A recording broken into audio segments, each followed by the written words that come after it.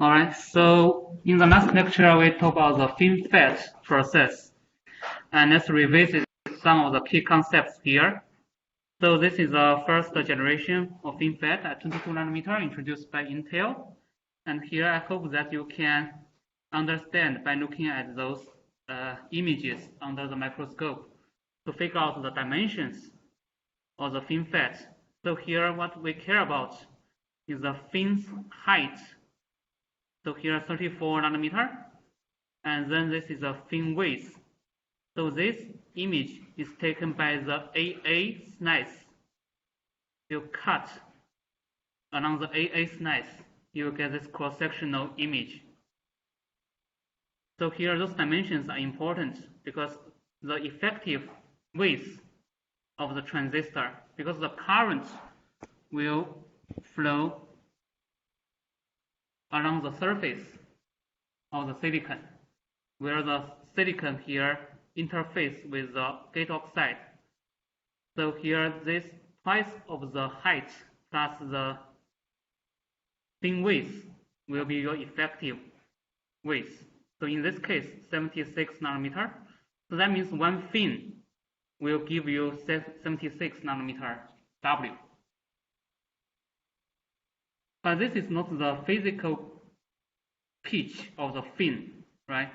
So physical pitch of fin will be the distance between those two fins. This is the physical pitch of the fin along the lateral dimension. As now the current is conducting, in the 3 dimension. Therefore, here you can have larger electrical effective width than the natural dimension per fin. And then on the other BB slice along this direction, then we have the source and the drain. So basically, the distance between the center of the source contact to the center of the drain contact will be your contact gate pitch, and in this case, 90 nanometer.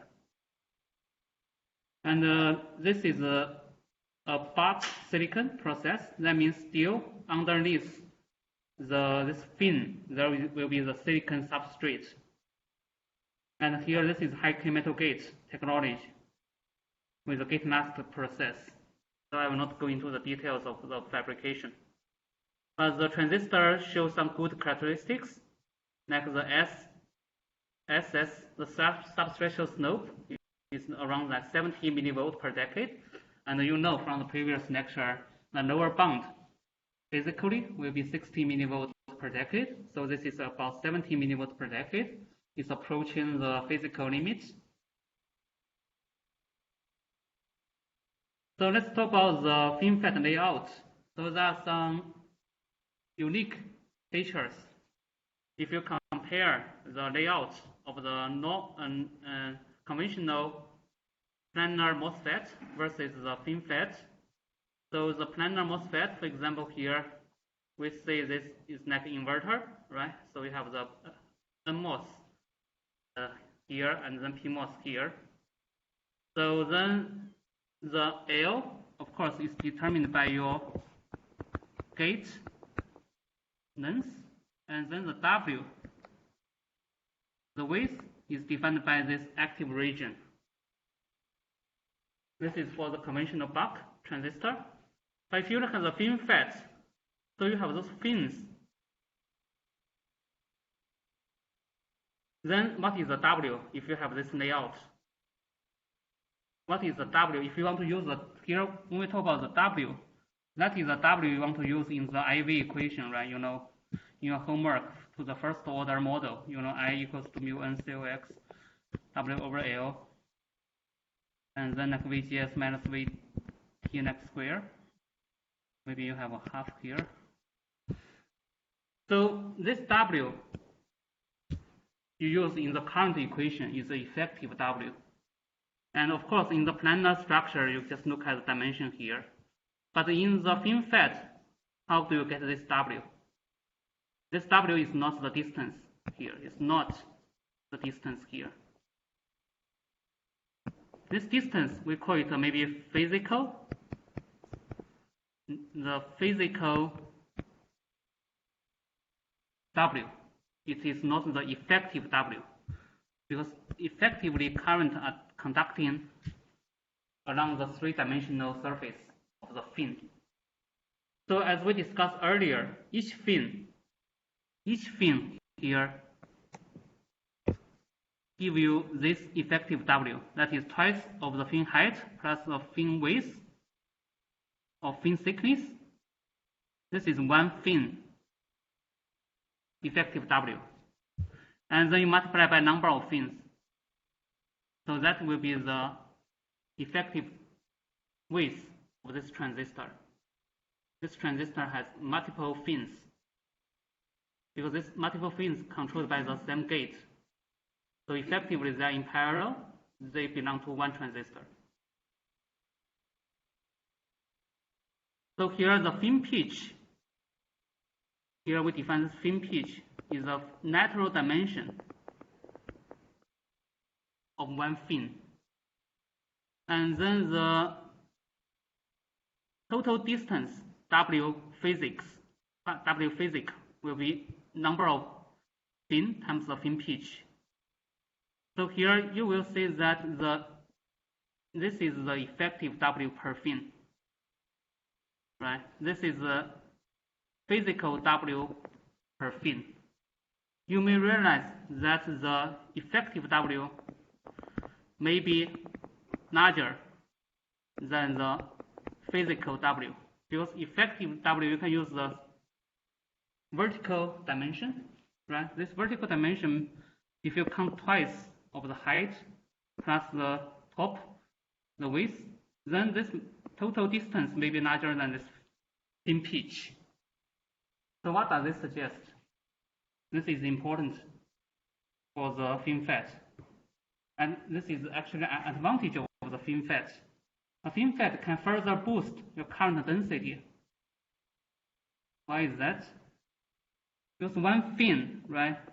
Naturally, maybe you occupy by 100 nanometer, but vertically or effectively, you may provide the current for like 200 nanometer, right? Because you rely on the vertical dimension to drive the current. So the current density is higher in the FinFET. Any questions here? This is very important. And the question?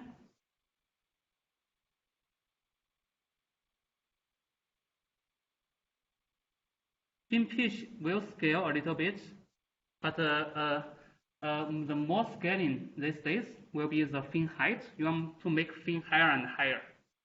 So even you don't scale the natural dimension, effectively your current can be larger if you make the fin higher.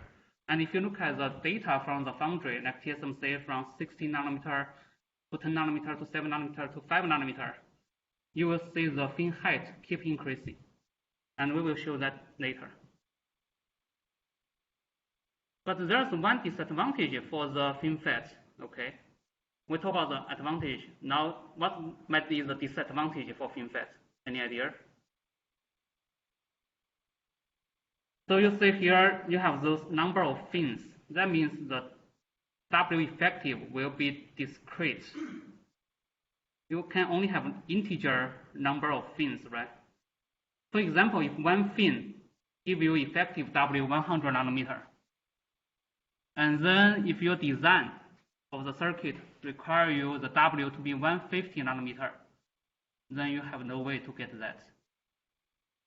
Because if each fin is 100 nanometer, you can either get 100 nanometer, 200 nanometer, or 300 nanometer. There's no way for you to get 150 nanometer. You cannot divide the integer, right? But in the conventional design, of course, you can just specify this distance to be 150 nanometer. This is what you can control in the conventional bulk MOSFET. Any questions?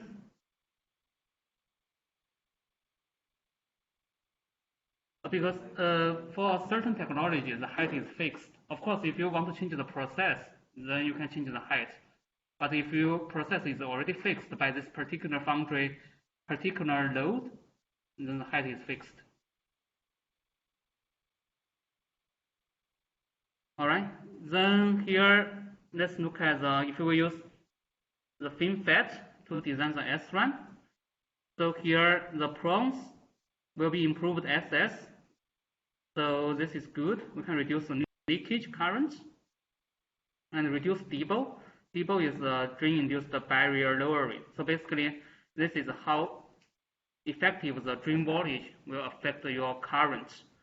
So FinFET will enhance the gate coupling. Therefore, the drain voltage will have less impact on the current. So this will make the transition of the butterfly curve more sharp. And then another advantage is for the FinFET, the channel, let's say the fin, is almost undoped. So the FinFET will rely on the intrinsic silicon for the fin. Therefore, there's no dopant in the fin. Therefore, this random dopant fluctuation is no longer there. So the variation caused by the random dopant fluctuation will be suppressed. However, the LER may increase because the fin is very thin, as you see earlier, right? This fin, only 8 nanometer. So the fin may suffer from the LER. So RDF is gone, but the fin LER will be a potential problem. And then the cons, as we discussed, the effective width is quantized, right? Integer number of fin. And then another cons here will be the VTH engineering is more difficult because we don't use doping to change the VTH. In the conventional buck transistor, what you can do to change the VTH is to change the doping density. If you recall the device physics course, there is an equation for the VTH that depends on the doping concentration. The higher doping, the higher VTH. And here, since the VTH is, the dopant is gone, then the VTH engineering will be more difficult. So the VTH engineering is by changing the metal work function. So you use different kinds of metal or alloys to change the VTH. You cannot use the doping to change the VTH. But anyway, if you compare the SNM, the butterfly curve, with the planar transistor with the FinFET counterpart, you will still see there's improvement on the noise margin. So still FinFET is good because it gets rid of most of the short channel effect. But of course, you suffer from the quantization of the effective width. So here for the SRAM layout, it will be similar as the conventional planar structure. Still, the middle part will be the pull-up PMOS, and then two sides will be the NMOS. And then you will have the pull-down, here the same gate with the pull-up, and then the other one will be the pass gate. So the general shape of the layout will be the same. And then still you can now change the number of fin to change the static noise margin. But it will be quantized. You can only have the pull down number to be 1 fin, 2 fin, 3 fin. You cannot have 1.5. Previously, the cell beta ratio you can have 1.5, and here you cannot have 1.5. You can only have 1, 2, 3. So let's look at some of the real product. This is from Intel's 22 nanometer FinFET. As we discussed, they call tri-gate initially. So here this shows a microscopic image again for the layout of the SRAM, and here the dash box is one SRAM cell. And think here your assignment will be reading this layout and then identify where is the pull down, where is the pass gate, and where is the pull up. So can you do that? For example, for the first one, because those patterns are very regular, right? It's the same as before. So you know the horizontal bar will be the gate, and then in the middle will always be the PMOS, right? And then the PMOS here, for example, this PMOS, this is a PMOS, for example, and this is the pull up, and pull up will share the same gate with the pull down, and pull down here, this one will be the pass gate. So it's still the same as before. And you can have different designs with different sizes, because as we discussed earlier, for different cache levels, you may prefer high density cell for the L3 cache, high speed cell for the L1 cache, and standard cell probably for the L2 cache. So you have different designs. The cell area will be different. And here, my question for you will be to figure out the ratio in the W over L between pull down, pass gate, and the pull up. So what is the ratio for all those three cells here? Can you do that? For example, the first one, what is the ratio? Can you figure out from reading the layout here? So you see the vertical line here will be the fin. So basically, you can count how many fins, right? Because this will be integer as we discussed earlier. So here you see this one fin and one fin. So actually it's 1, 1, 1 in the first case. One pull down, one pass gate, and one pull up. So this is the minimal you can do. That's why this is high density cell. How about the second one? So here, that's something different. So what is the ratio? So you see some additional lines here. Any idea?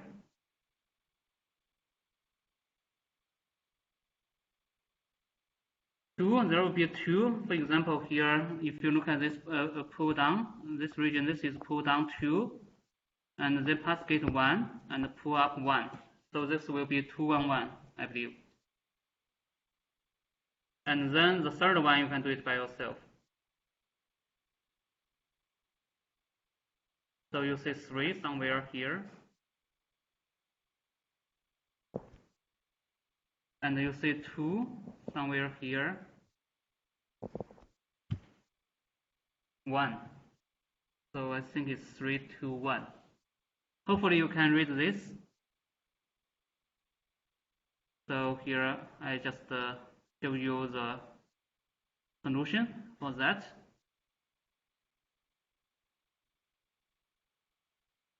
So basically you can tune the W over L by changing the number of the fins you use for the different transistors in the cell.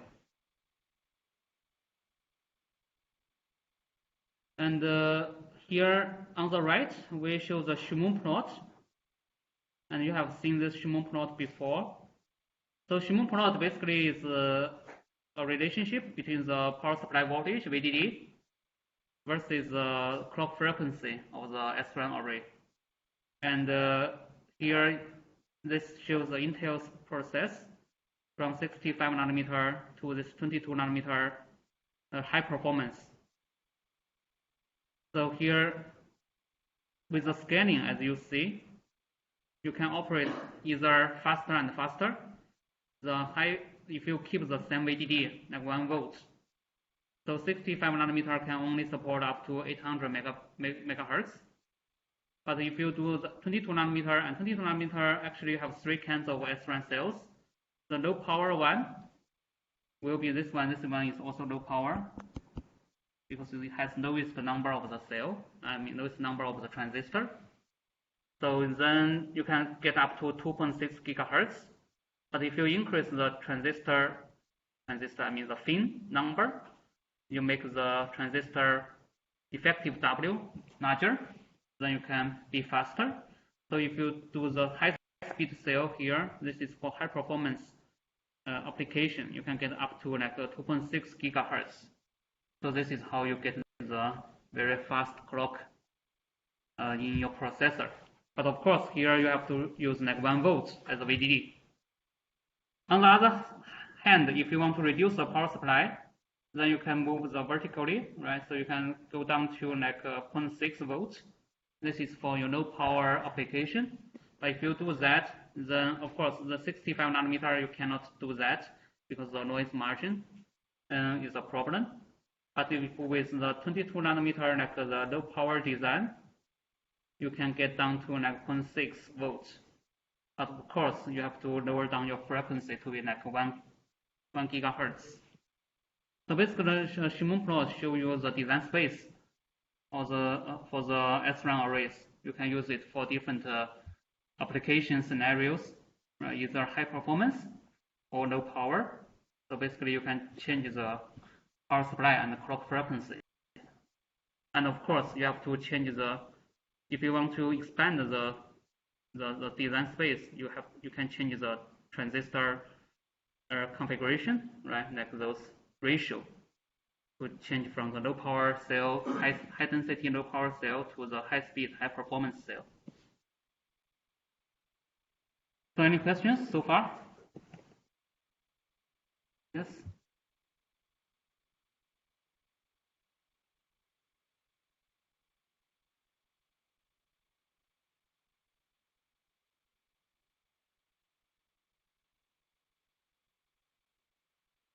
You mean the roughness? Yeah, roughness.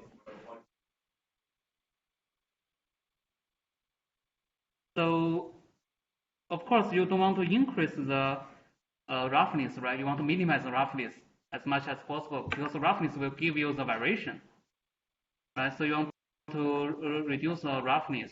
So here the effective W is to the nominal value of this process. Of course, different cells may have roughness, so that's why you have a little bit different characteristics for each transistor, right? So here, the roughness is the second order. When we talk about the W effective, that is for the nominal case, and your roughness is to add the variation on top of the mean value of your effective W. So let's see if there's any questions online. Can you explain again which is the H fin, which is the T fin dimension? So you have to go back to this slide, right?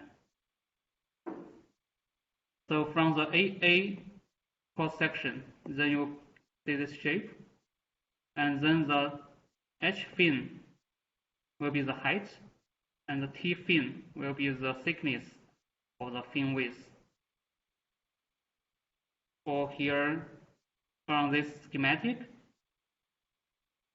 this will be your like H fin, and then this green region will be your T fin. And the fin pitch, the P fin will be from here to here. That includes the spacing between the fins.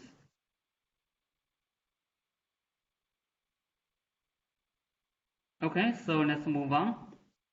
So here I show the second generation of the FinFET from Intel. This is 14 nanometer. So Intel actually was very aggressive back in 2012. It's like 22, and then 2 years later they introduced 14 nanometer. And then here you see the SRAM cell layout. It's similar as before.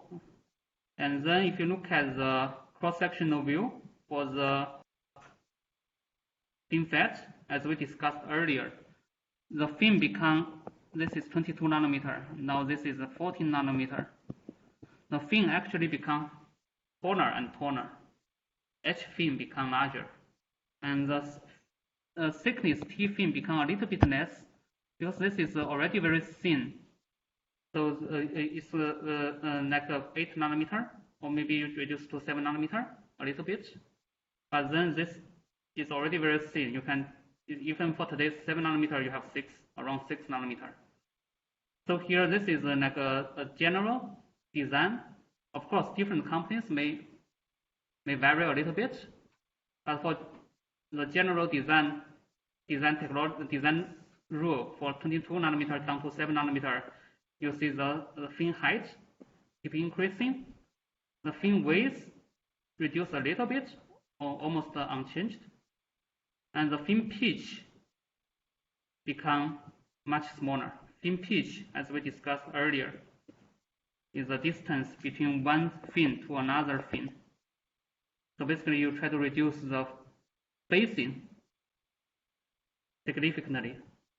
This is to pack more fins closer to each other to increase the density. So this is the second generation, and then we can take a further look.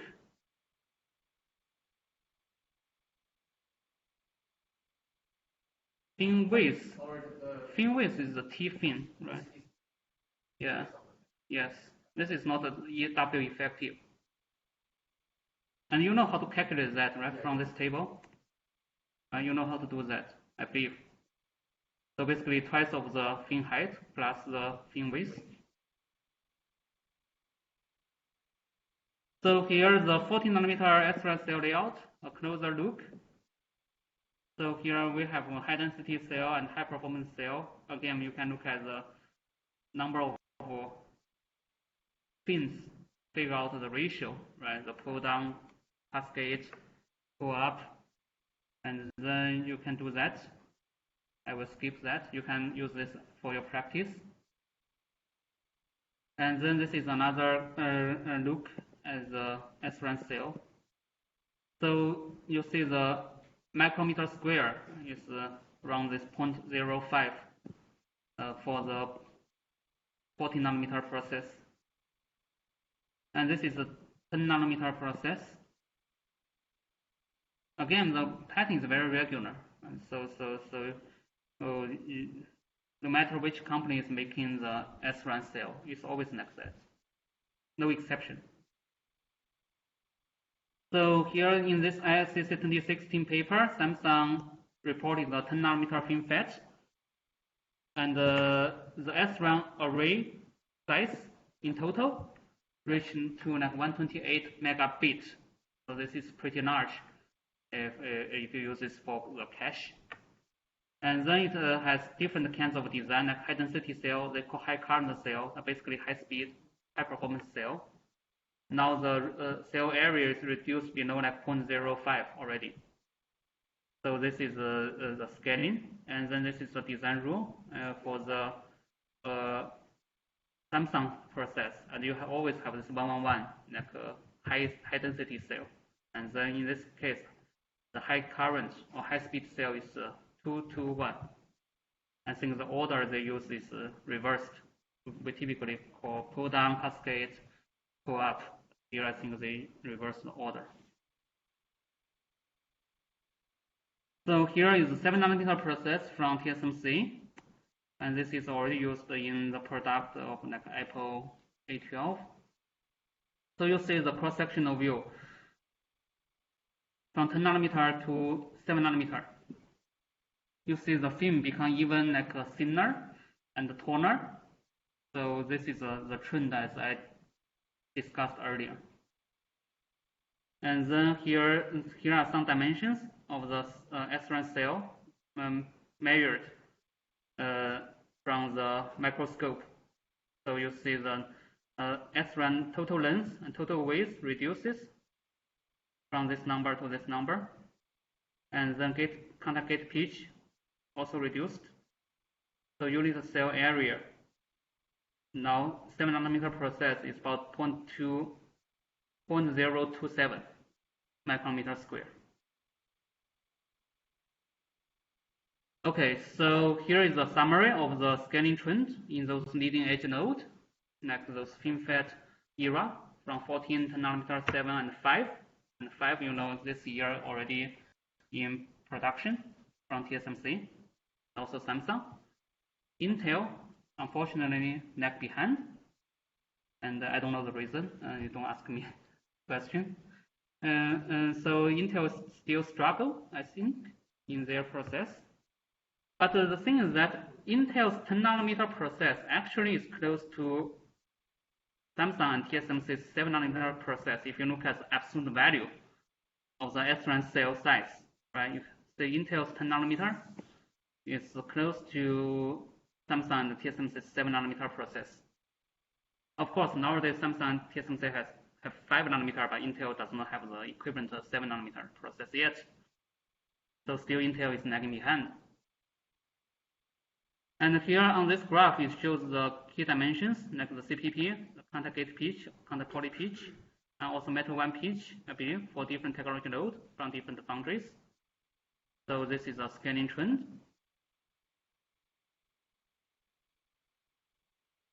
All right, so let's have a quick summary for the SRAM section. So SRAM comes free with the CMOS logic scaling. So this means SRAM is the same platform as the other logic circuitry. So SRAM scale with the CMOS logic. And the difference is that SRAM uses a special design rule, as we discussed earlier, because SRAM has very regular pattern, so the foundry can optimize the process with the layout. Therefore, SRAM can use some very compact design rule, which you may think violate some of the logic design rule, like the distance between the contact to the like NVO region, something like that. So this can enable a dense cell layout. And then the device parameter variations will affect the cell stability, and this is indeed still an issue for today's SRAM design. The variation will make some cells vulnerable to the noise. And then the soft error may be also important as the technology scales down, especially for aerospace applications. And the general trends for the SRAM design, and we have seen there are many like circuit level techniques, like the word-line pulsing, bit-line pulsing, or the changes of cell structure from 60, 70, 80, 10T cell to improve the cell stability. And the FinFET-based SRAM has become the mainstream technology today, and we will probably see the stack nanosheet based SRAM in the next few generations. So we have briefly talked about the stack nanosheet, which is the next generation transistor technology, which is believed to be introduced in 3 nanometer technology node, or maybe 2 nanometer technology node. So we will see that. And then there's another approach ongoing to stack. If you want to have a very large capacity SRAM, for example, 1 gigabit, there's no way that you pack so many SRAM cells on the natural dimension in one die. So you have to maybe stack multiple SRAMs using the similar like the DRAM approach. We will discuss that more later by this so-called TSV and hybrid bonding. And there are ongoing research in this direction as well. You can have multiple SRAM cache vertically stacked. So this will separate the SRAM die from the logic die. And for some of the machine learning accelerators, this is already being used. All right, so I think that's all for the SRAM lecture. So any questions?